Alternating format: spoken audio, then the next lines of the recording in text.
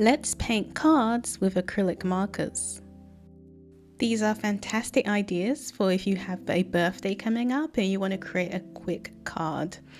So first I'm taking this sparkly color of sort of like a metallic color and creating these roundish shapes. You want them to be uneven because they're supposed to be petals. You can see that I'm doing little scribbles, and you're just turning your scribbles into flowers. So these can be so loose.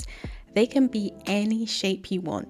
Just make sure that they're relatively a sort of donut or circular shape with a hole in the middle, and that will be the base of your flower. I'm drawing them all over and just making sure that I space them around, not evenly. I wouldn't say they're even, but just in multiple different shapes. And then you want to add another lighter color into the center to emphasize the middle. I'm drawing along and creating a shape for the vase. I decided to go with a yellow, and I like to think of the colors that I'm picking as, when I look at the color wheel, I always like to think about how I can pick complementary or contrasting colors. And then now I'm just going in and adding in the leaves, the foliage. You can just add it in, and then it can just make that suggestion that there's this leaves in the background, and you just want to add leaves falling over the vase anywhere. And the great thing about using acrylic markers is that you can almost use them like paint. They are paint, but you just have the control of a marker, which is really, really fun, especially if you struggle with paintbrushes.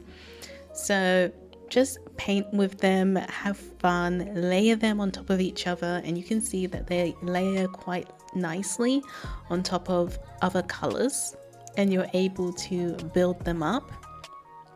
And that's what I'm doing here. I'm just adding these extra leaves all around and just creating that balance. And again, also with color theory in mind. So I'm using blue here on the vase. We've used green in the leaves. So we're using complementary colors as well as colors that are opposites as well. So the yellow, the blue, the green, they're all complementary colors. You'll find them all on the color wheel next to each other. And then the red of the flowers is a opposite color. I can't remember what it's called, not an opposite color, but a contrasting color. And I'm always just trying to think about color theory when I'm creating different designs. Of course, you don't have to follow color theory. You can use whatever colors you want, and also just do whatever feels good for you. I just like to make sure that I'm following that just a little bit so that it has a little bit of cohesiveness to the color scheme that I'm using. Now I'm just blotching in colors for the table so that our flowers are just not like floating in mid-air. They have a base, and just adding that color in and making sure to fill that background in. And for the background at the top, I'm doing this sort of striped wallpaper look. Again, thinking about the colors that I think would be complementary. So I've decided to go for sort of like a rusty orange color. This is a contrasting color to the green. It's also complementary to the red of the flowers. So just thinking about those color combinations, and that can really bring your artwork to life. And I'm just adding these little lines in the background. They don't have to be perfect, just doing what feels really good. And I felt like that pattern would be a good pattern. And then now I'm going back in with this bluish color, bluish green. And this is another complementary color as well with the rest of this painting. And now the card is finished. So now you have a beautiful card for any occasion. Now we're moving on to the next card. For this one, I'm drawing a little circle or a nice oval. And again, I'm going in with that blotchy sort of style. with a orange marker this time, and instead of doing round circles, I'm trying to do these sort of circular lumps, and each lump is a petal of the flower. So you can see here I'm just doing these little oval kind of circular lumps. They're not really any sort of shape, so you can be very free with this. It doesn't need to be perfect. It is just very painterly, and that's what I love about this style. It's very messy, it's very however you want it to be, really. And again, I'm using color theory here, so I'm making sure to use those complementary colors. The yellow is, so yellow and red makes orange, so these two are complementary because they sit next to each other on the color wheel. So the center of the flower is yellow and I'm making the background red. So I'm always thinking about these colors whenever I'm creating any piece of artwork, and I think that is one of the biggest tips that I can give you to make your work seem more cohesive and like it's all tied together. So before I fill in the background, I'm just outlining the flowers because I always find it easier when you outline your objects first before you start coloring it in, because I found that when you just start to color it in, sometimes you can get a little mark or a little bit of a mess on to your actual object, and that always drives me crazy because sometimes it can be a little bit tricky to fix if you accidentally get color on the piece that you don't want to have extra color. And again, I'm just drawing along that little line that I just drew for the circle shape, and filling it in and just going up to that line because I just find it easier to just create that demarcation line, so that I don't go over it when coloring. So just fully filling in the background with a color. You can do this with any color that you like. It's really up to you. There's no rules here when it comes to designing your card. When it comes to creating your design, it's completely free. So now I'm just adding in those stems and just being very free with those shapes and just joining it up wherever I can, adding in some leaves. It's really up to you how you add those leaves in. Now, if you're someone who wants to go beyond just creating simple cards and you want to learn how to improve your art even more and take it to the next level, then click the link in my description box or the pinned comment section to download my free 7-day creative reset challenge. It's free and it will teach you how to get even better at your art skills, to improve, and also to become more free with your art.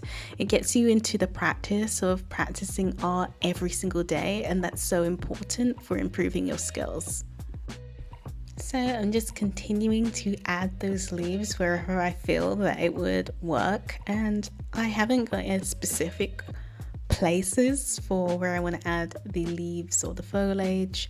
It's really up to you. It's your art piece and you get to choose where you want it to be. And I think that this is such a fun idea for a card because it just gives you that really beautiful look, and it's a simple card, it's easy to make, and it's great for multiple different occasions.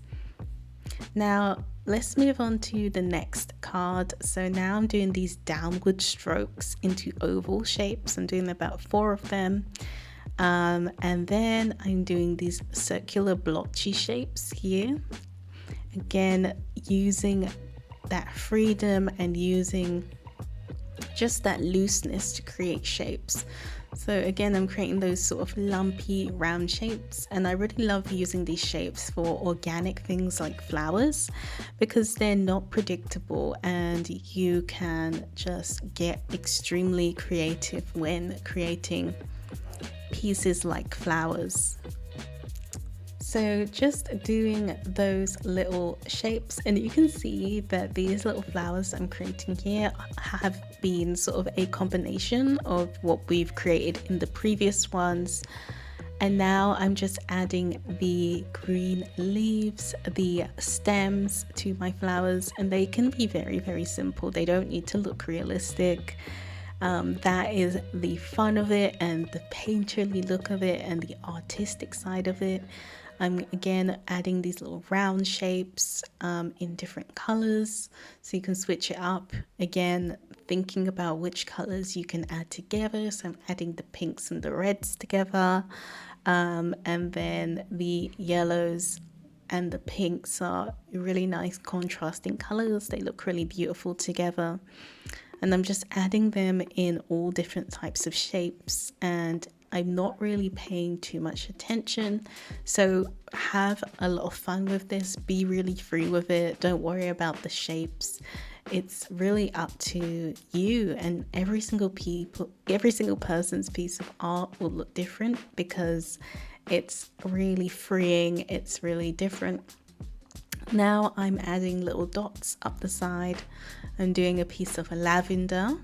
So I'm just adding little pieces of dots. It's very long, and if you've seen lavender before, it's just got lots of different variations in the color of the purples just because of the shadow and the style of it as well. So I'm just making sure to add that in to show that variation. So I've used 4 different types of purple. And now I'm just adding in the middle of the flowers. I should really learn what they're called, but I'm just adding in the middle with a bit of black. And with the pink flowers, I've decided to go with a beautiful yellow tone to fill in the centers of the flowers. And now I'm just going in and adding in those green touches where I think it would work best. So I'm just adding in my background, shading it in just to show that this could be maybe a shadow. It's really up to the eye to decide what it is. You can really make it up. And adding these little shadows in the background can lead the eye to believe that it's in a meadow and the background is a dark green, or maybe it's in a forest. It just leads your eyes to make up the scene, which is nice. And it's the really creative parts. I'm using multiple different shades of greens. I'm adding stems wherever I feel like it would make sense. I don't want any flowers floating in the air without it being attached to anything. So I'm just looking around my page and making sure that all of them attach and have some different leaves coming off of them, adding leaves where I feel like there's a little bit of empty white space where it doesn't make any sense. So you can see I'm adding a bit of a leaf there, and it's really up to you. It's up to your decision of where your artistic decision, where you think what will look good. And it's all practice, and you'll get better with every single card that you make, in every single illustration you make. And I think this sort of fun style just works really well, especially when you have different shades of greens, different multiple colors of flowers as well. It all works well together. So just shadow them in. I'm adding in that shading, I'm adding in those leaves, and I'm just trying to outline them and represent the background. Now that you've learned how to create your very own cards, the next step is to join my art membership.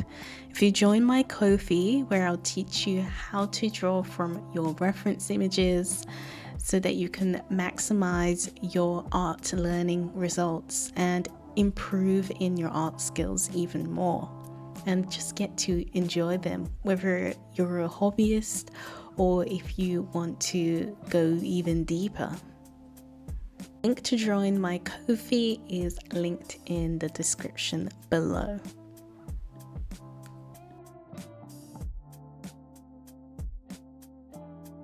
We left space at the top, so this is where you can add your message.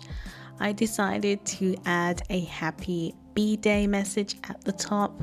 I thought it would look really cute, and I'm happy with the final results.